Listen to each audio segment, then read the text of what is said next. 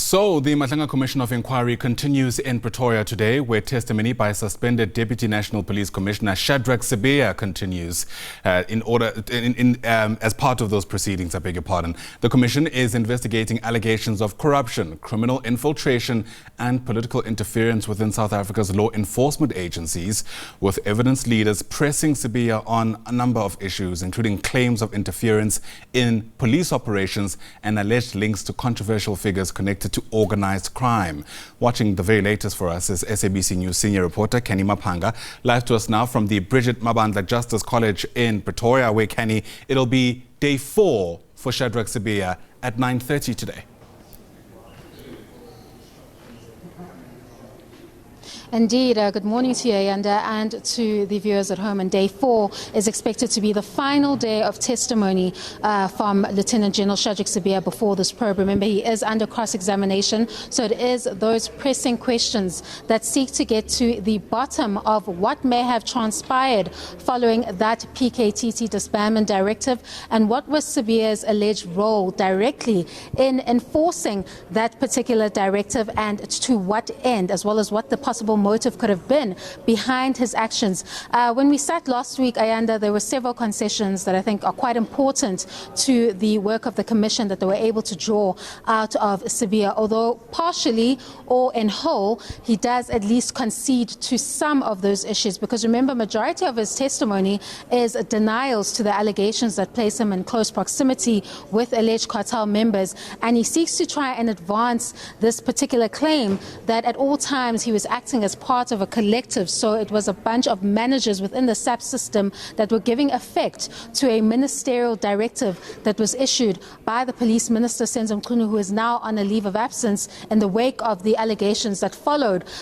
following that particular disbandment directive of December 2024, where Sabir's concessions become important in terms of the PKTT is because remember, he was at pains to try and convince the Commission that everything that he did was with the knowledge of the National Commission, and of course was allegedly sanctioned by Top Cop General Canny Maphanga. However, cross-examination is quite key because it gets to the bottom of those facts, and what we're seeing is that at the very least the Commission was not able to find an instruction that gave Sibiya to act and issue out that third action, that was the deactivation letter, because Ayanda, there was 2 plans that he had submitted to General Canny Maphanga, and of course he neglects to mention that before the Commission. Those plans were rejected. So he was rejected twice, and then he takes a third action which involves this deactivation letter that effectively saw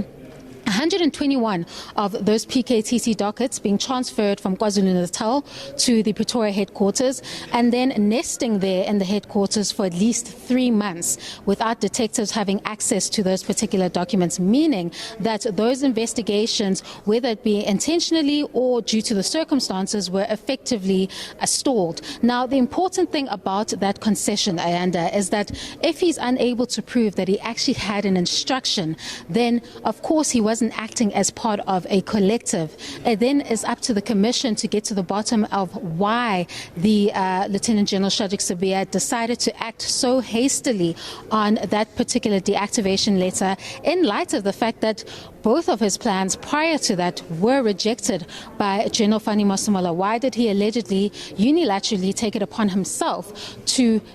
issue out that deactivation letter and call for the transfer of those 121 PKTT dockets? It then leaves out the question of the motive, and now it's up to the Commission to get to the bottom of what that possible motive could be, in the context of the real fact that at the time of this disbandment directive, the PKTT was supporting counterintelligence and key investigations that involved these alleged criminal cartels or alleged cartel members that are said to be allegedly in close proximity with Lieutenant General Shadrack Sibiya. Now, that's one of the many possible suggestions that will be put to him, that perhaps he was acting hastily, allegedly to shield those particular individuals who were in the lens, the full glare of the PKTT and counterintelligence. And of course, 2 of them are currently facing active cases in court ongoing. That is Vusimuzi Matlala with respect to the attempted murder of his previous partner, Tebogo Tobejane, and then of course the Amman Swat murder case that implicates alleged cartel member Katiso Katie Molefe. Now, because this is his last day, there was a significant amount of time, Ayanda,